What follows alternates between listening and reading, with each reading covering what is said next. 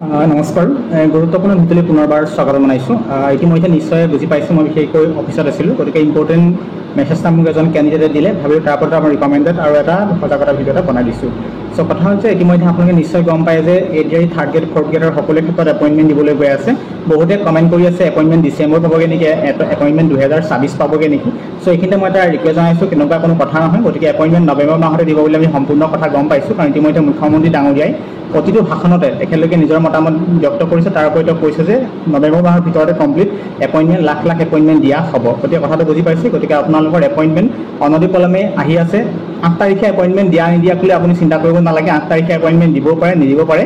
কিন্তু এক প্ৰকাৰে চাবলৈ গ'লে নিৰ্মলা সীতাৰমণ আহিব, গহপুৰত যাব, বিভিন্ন ধৰণৰ তেখেতলোকৰ নিজা কাম থাকিব, চিডিউল থাকিব। চিডিউলত যদিহে এপইণ্টমেণ্ট অপশ্যনটো ভৰাইছে, নিশ্চয় অট'মেটিক যথেষ্টখিনি মাজত 15 দিন বাকী আছে 8 তাৰিখলৈকে পোনপটীয়াকৈ চাবলৈ গ'লে আজি তাৰিখৰ পৰা, তেনেহ'লে নিশ্চয় এপইণ্টমেণ্ট আপোনাৰ 8 তাৰিখো পাব পাৰে সম্ভাৱনা।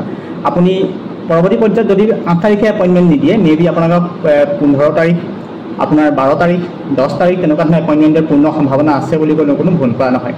কথাটো বুজি পাইছে। গতিকে সেইখিনি খুব ইম্পৰ্টেণ্ট পইণ্ট। গতিকে এইখিনি পইণ্ট আপোনালোকে মই জনালোঁ, কাৰণ যিমানটো পৰা ইনফৰ্মেশ্যন দিবলৈ চেষ্টা কৰি থাকোঁ। গতিকে বুজি পাইছে। গতিকে সেইখিনি পইণ্ট আপুনি এনালাইচিছ কৰি চাব, আৰু যিখিনি ডকুমেণ্টছ আছে আপোনালোকৰ ক্লিয়াৰ কৰি ৰাখিব। ডকুমেণ্টছ এইদৰে ক্লিয়াৰ কৰি ৰাখিব, যেতিয়া এপইণ্টমেণ্ট দিব, এপইণ্টমেণ্ট দিয়াৰ পাছৰ পৰা তেতিয়া আপোনাৰ কি হ'ব, ডকুমেণ্ট ডিপাৰ্টমেণ্টেলি ডকুমেণ্ট ভেৰিফিকেশ্যন অনুষ্ঠিত হ'ব। যদি এডুকেশ্যন ডিপাৰ্টমেণ্ট হয়, এডুকেশ্যন ডিপাৰ্টমেণ্টৰ ডকুমেণ্ট ভেৰিফিকেশ্যন হ'ব।